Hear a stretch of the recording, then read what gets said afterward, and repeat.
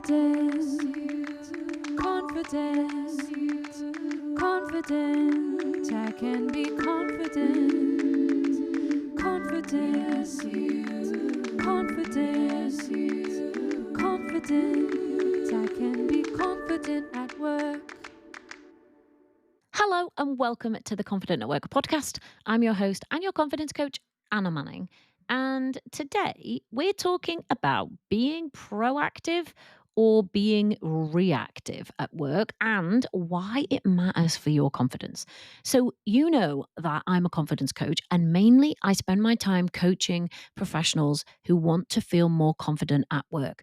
But during the course of that, sometimes this issue of proactive versus reactive comes up. And in order to feel more confident, more calm, more in control, this is something that some of my clients need to address. So it's something that we work on. And I thought it was something that you might find useful to hear me talking about too.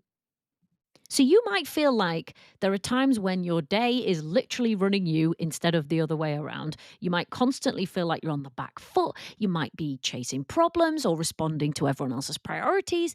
And it can leave you with a vague sense of, well, I know I did stuff today, but what did I actually do? And did any of it actually make a difference? I was busy, sure, but was I actually busy doing any of the right stuff? So that's what we're looking at today, the difference between being proactive and being reactive, and why it's really easy to sometimes just get stuck in that reactive mode. We're going to take a step back and think about whether we're in the right mode at the right time and whether being more in a proactive mode could be good for our sense of confidence and control.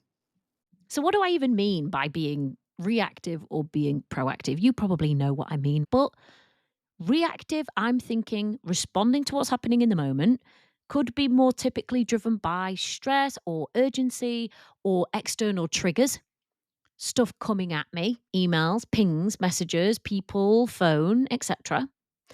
Or proactive, which means a sense of planning ahead, anticipating challenges, acting with intention. So, this is the thing that I am trying to move forward, and here's what I'm going to do to move that forward. So, you're determining your own priorities instead of just letting the day prioritize for you. Because if you're like most people, you're in a workplace where you could potentially be subject to interruptions a lot, whether that is from email, from pinging messengers, from your own mobile phone, from other people, from clients, from colleagues, from people who you report to.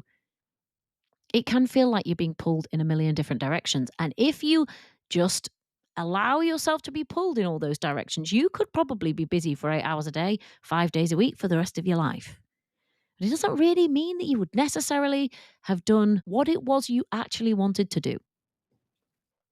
And this is a nuanced topic, right?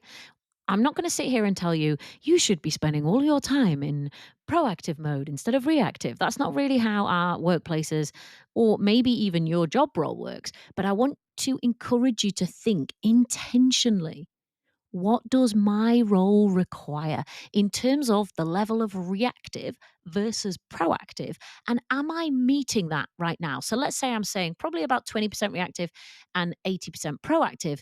Is that the ratios that I've got right now? Or am I more like 80-20 the other way around? So, why do we get stuck in this reactive mode? Well, one of the things that they think happens is that actually our brains are kind of wired for threat detection, for risk detection. And it can sometimes feel safer, especially if we're in a low confidence cycle. And if you don't know what that means, go to the link in the show notes, hit the confidence assessment and take it. But especially if we're stuck in a low confidence cycle, it can feel safer to just respond instead of choose my priorities for the day and work in line with those. When you're in a low confidence cycle, things are going to feel more like they're on fire, even if actually the particular thing that someone's asking you isn't on fire. You're also going to feel productive if you're just responding, but is it the right kind of productive? I also think that our workplace culture, and I don't know if our workplaces have done this intentionally. I assume they haven't because I don't think it's very good for productivity at all. But it feels like urgency kind of gets rewarded, or at least in our head, we think that urgency gets rewarded. So we think it looks good if we're right on the end of an email constantly, or if we are replying to our client within 5 minutes, or replying to their IM message, or whatever it is. I'm not sure that's actually true, but I think that we can get into that idea in our head and in our culture, in our workplaces. It ain't good, but that seems to be the way that it is. I also think that confidence plays a role in why we can get stuck in this reactive mode. So I said if you're in a low confidence cycle, I think this is more likely to happen. But here's why. When we don't feel as confident, very often we have a lot of doubt and rumination about starting things. And you might typically hear that called procrastination. We're not feeling that confident about the thing that it is we've got to actually do, the thing that's going to move something forward.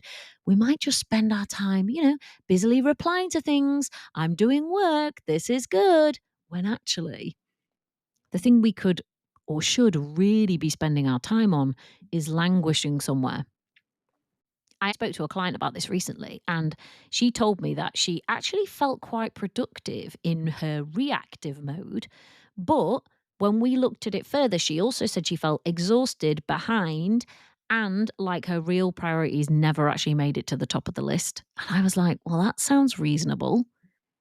We may also struggle with our planning and organization. If we haven't been taught or been shown, and we haven't taken the time to develop that skill of organizing, planning, prioritizing, breaking things down, it's not always easy. And if we know we're not very good at it, we're less likely to do it, or we're less likely to do it that effectively. And therefore, those priorities, those things that we're supposed to be making progress on, even when we know it, can be held hostage to the fact that we're not that great at organizing, planning, or prioritizing, or breaking down a task. Now, this is an executive function skill. It is something that can be developed and learned.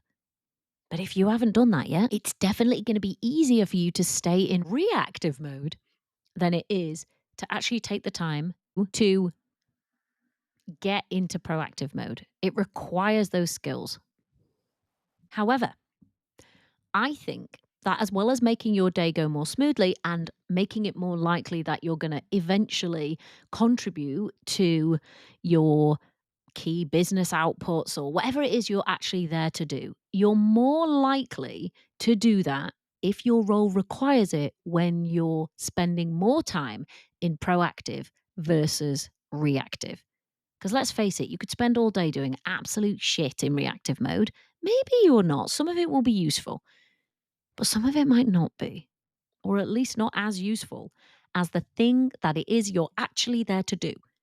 And I think, or I've certainly seen this with my clients, once they get into more of a proactive place, they tend to feel more confident, more in control, and they tend to start trusting themselves more. So when they can do that bit of planning ahead, that bit of organizing, they're able to then also communicate to other people, no, here's what I'm doing and here's what I'm not doing.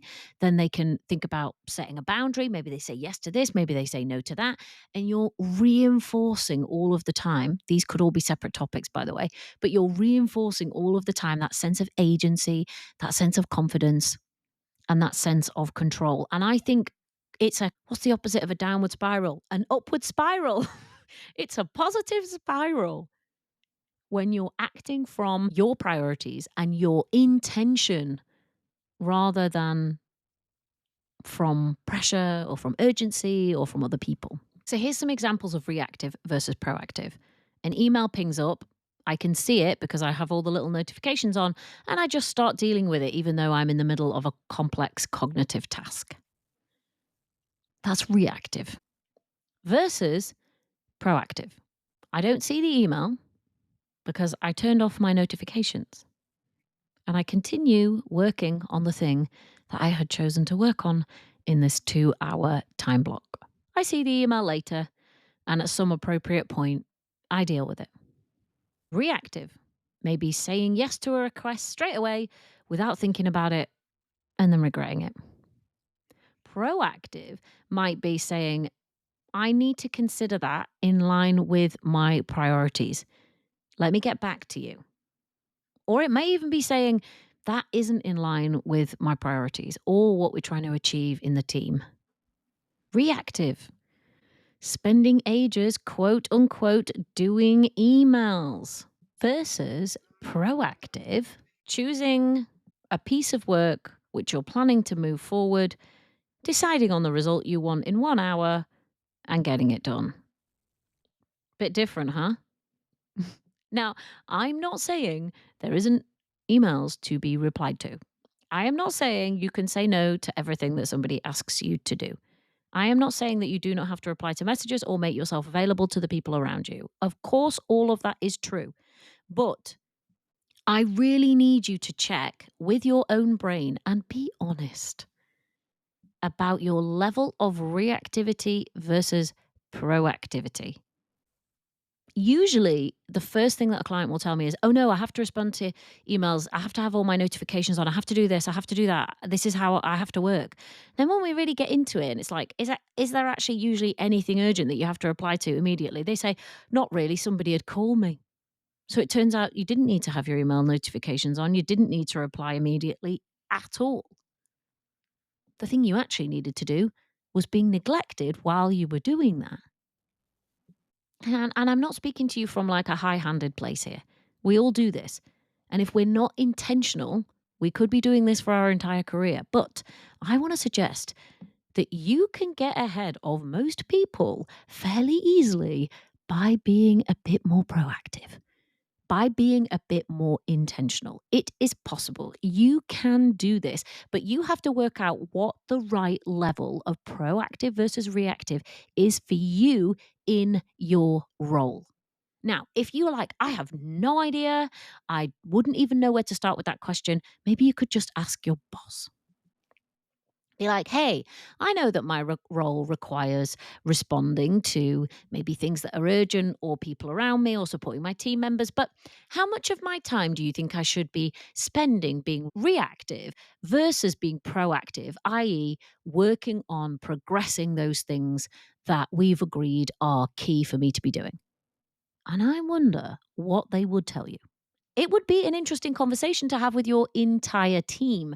Get people to tell you, this is the percentage of time I think I need to be reactive. This is the percentage of time I think I need to be proactive. And then have them ask themselves, what percentages do I actually have now? Is it flipped in the wrong direction? Is it nowhere near? Is it like, oh, I'm nearly there, could just make a few tweaks? In my experience, most people are not great at thinking this stuff through for themselves and then acting on it. I don't think there's any shame in it. It just is one of those things, and you can learn this. So ask yourself this: what's the right balance of proactive and reactive for my role? And you might tell me, well, Anna, I'm an ambulance driver, so reactive 99% of the time. Fine. Great. Good to know. But you might tell me, "Oh, actually, I'm a project manager, so proactive 80% of the time, reactive 20% of the time." But know what that is for you. I also want you to ask, when you're in reactive mode all day, what happens? What's the impact on you? What's the impact on the people around you? And what is the impact, most importantly, on the things that you're actually trying to achieve? What happens? It's also worth thinking about this. Where are you already being proactive? There will be somewhere where you're already planning, organizing, getting ahead of things, marking out your time, being strategic, moving things forward. Where are you already doing that? And when you show up like that, when you approach work like that, what happens? What difference does it make? I would love you to pause and jot down a few thoughts here because this is not something that's going to just change with you thinking about it. You're going to have to be a little bit more intentional. And with our modern distracted type brains and our modern distracting technologies, this stuff is, I think, probably a lot worse than it used to be. So we need to be more intentional than we used to be. In the days before we had all of this stuff pinging and pulling for our attention constantly, yes, there were other people that took our, focus, and that's fine. But there was posts that came in once a day. There was memos that went round instead of instant messages that were on paper. If you're the younger end of this podcast episode, you're going to be like, what? Yeah, it's a slower pace. But what that meant was it was easy for people to be more proactive, I think, than reactive. And now I think it's more easy to be reactive than it is to be proactive. So if you're in a team of people, I'm going to recommend that you help them to get a hold of this. And if it's just you, I'm going to recommend that you can really get ahead of quite a few people by just getting a hold of this. And it will have an impact on your confidence when you do. All right. I had more to say than I thought about that. I hope you found that useful. If you want to come and work with me, there are a couple of ways that you can do it. The first is by joining the Confident at Work membership. That is for professional women who want to come and build their confidence. We've got community, we've got training, we've got coaching. It's a cool place to be. There is a link in the show notes where you can learn more or join us. The second is private coaching. So that's when we sit down together, one-on-one, we figure out what your challenges are, where you want to get to, and then we work together so you can get there. And I walk side by side with you, coaching you, supporting you through all of it. There is also a link in the show notes if you want to explore private coaching. We can have a call where we sit down together and we go over what your challenges are. I will tell you whether or not I can help you. All right.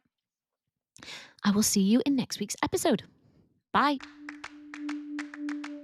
Confidence, confidence, confident. I can be confident. Confidence, confidence, confidence.